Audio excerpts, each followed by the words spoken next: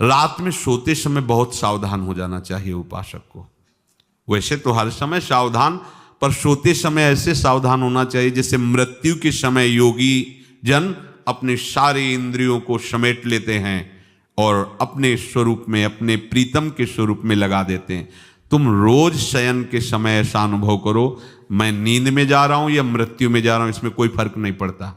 पता नहीं आंख खुले कि ना खुले। कितने ऐसे हैं कि सोते ही रह गए। आप अब बेहोशी की हालत में जा रहे हैं, नींद में जा रहे हैं, तो एक समय रखो कि आप अपनी शैया पर इतने समय ही जाएंगे। एक नियत समय रखो। हमने देखा है साधकों का एक समय होता है कि 10 बजे हमें लेट जाना है, सोना नहीं, लेट जाना है, और लेटे हुए भगवत चिंतन करना। अब जब सो गए तो सो गए, नहीं सो गए तो उसमें हमें टेंशन नहीं लेना, या अभी नींद नहीं आई, 10:30 बज गए, 11 बज गए, ये नहीं। आंख मूंदी, मंत्राकार वृत्ति, तो बिना नींद की गोली के सो जाओगे। यह है ऐसा, भजन में मन लगाओ, सो जाओगे। जिनको नींद ना आती हो उनके लिए सही दवा है, आप नींद का चिंतन न करके प्रभु का चिंतन करने लगो। देख लेना आप कब सो गए पता नहीं चले। और अगर सौभाग्य से नींद ना आई तो नींद में जो इंद्रियों को पुष्टता मिलती है वो होता है संसार का विस्मरण। नींद में खास बात क्या होती है कि संसार का चिंतन छूट जाता है, फिर वो मस्त हो जाता है। उसमें जो ऊर्जा शक्ति वो जागृत होती, संसार के चिंतन से ऊर्जा शक्ति नष्ट होती।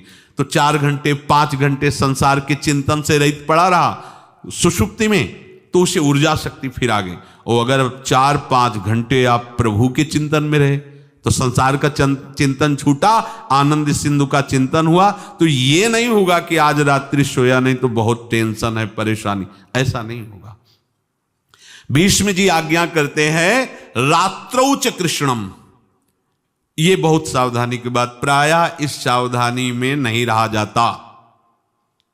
बचपन से सदगुरुदेव भगवान ने यही शिक्षा दी थी, गुरु कृपा से ऐसे उपदेश मिले थे। सोते समय कोई वार्ता नहीं, कोई अन्य चिंतन नहीं, चुपचाप अपने मन को हटाकर केवल इष्टमय करो।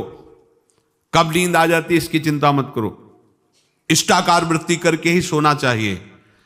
तो आगे जो लिखा है पुनरुत्थिताय, जब उठो तब वैसी वृत्ति, तो कुछ दिन बाद स्वाभाविक हो जाएगी, स्वाभाविक हो।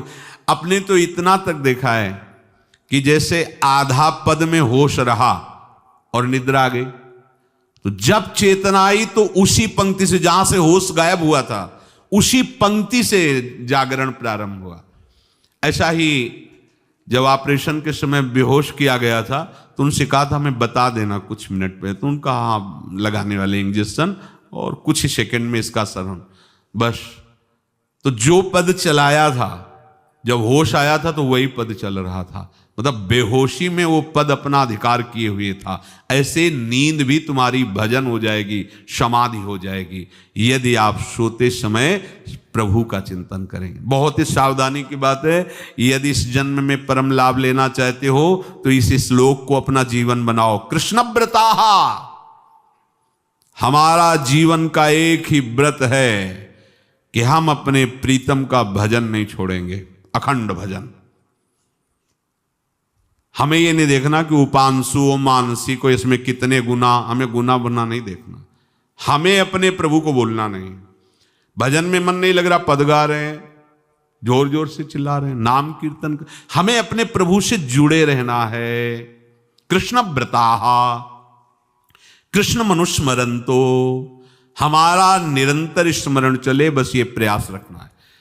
जब निरंतर स्मरण की बात कह दी तो फिर आगे कुछ कहना नहीं चाहिए, पर खास बात इसीलिए कहा जाता है कि आप समझ जाओ। रात्रौ च, जब कोई भी ब्रह्मचारी, कोई भी उपासक, कोई भी बैरागी त्यागी महात्मा सोते समय सावधान हो गया तो उसकी रात्रि बहुत गलत जाएगी। खास जब आप सैया पे शयन करते उस समय असावधानी हुई तो विकार छा जाएगा, ध्यान रखना। आपका चिंतन गलत हो जाएगा, आपकी चेष्टा गलत हो जाएगी, जागृत में ना सही तो स्वप्न में। आप सावधान उस समय जरूर रहिए और उतना ही विश्राम कीजिए जितना आवश्यक हो। व्यर्थ में करवटें मत बदलिए, ये उपासक का स्वरूप नहीं होता। रोगी है तो बात अलग है, बड़े असाध्य रोगों से, नहीं तो ऐसी दिनचर्या नहीं होनी चाहिए। कै बजे? 3:30, अभी आधा घंटा तो है, फिर कमर ओढ़ लिए। ये साधक का नहीं होता। उचित समय, जो मान लो 4 घंटा विश्राम का, तो अब ये नींद का विषय आओ या ना हो, हम तुम्हारे लिए पुष्प बिछा के नहीं बैठेंगे कि आ जाओ आ जाओ आ जाओ। नहीं आई तो अब ये नहीं गया, अब इतने समय नहीं आई थी, अब 4 बजे उठने के समय कैसे हो? नहीं, ये फेंका। उसमें विचार नहीं किए, पहले फेंको और सैया से नीचे उतरो, भूमि को प्रणाम करो, आगे बात नहीं। वो फिर आपको ऐसा होता है 10 मिनट में तो कोई बात नहीं, 10 वो पार कर देगा, घंटा दो। रात्रौ च कृष्णम पुनरुत्थिताय, ये नियम लीजिए। सोते समय आप बिल्कुल मृत्यु दशा की स्थिति लाइए, जैसे मरने वाला नहीं होता, सब जगह से मन हटाकर। और सच्ची है, पता नहीं आंख खुले कि ना खुले, ये बड़ा धोखे का जीवन है।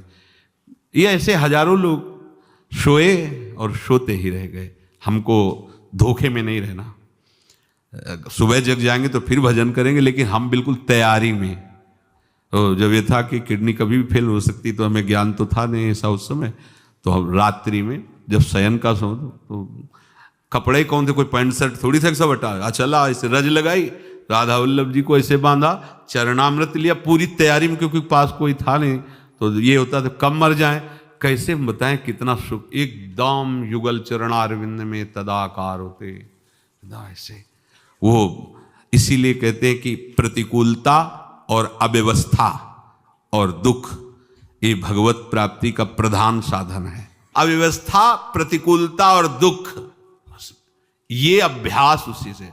जब शाम के शयन करते तो पहले वृंदावन को प्रणाम करके, और ऐसे भावना में प्रिया प्रिया कहते कि जैसे भी आपके हैं, अगर शरीर छूट जाता है रात्रि में तो आप धोखा ना करना, आप बुला लेना अपने। और कैसे बताओ उस समय कैसे भाव होते थे, कोई पास नहीं, कोई सुविधा नहीं, 1 रुपया नहीं, तो एकदम दैन्यता, एकदम कितना सुख मिलता, वो एकदम केवल भगवद आश्रित।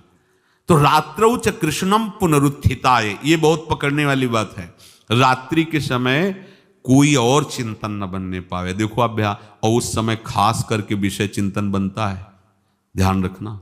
दिन भर लड़ते रहोगे इंद्रियों से, और जब आप शयन के समय जाओगे तब वो अवसर ढूंढेंगी और आपको विषयों में फंसाने की चेष्टा करेंगी।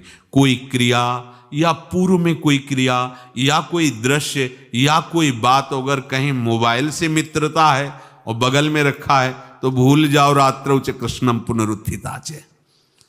जब तक नींद नहीं आती तब तक फिर वो ऐसी सामग्री डाल देगा कि वो बर्बाद हो जाओगे। साधक मान लो, हमारी प्रार्थना मान लो, हम मानते हैं कि आज के समय में यंत्र का बहुत बड़ा प्रभाव है।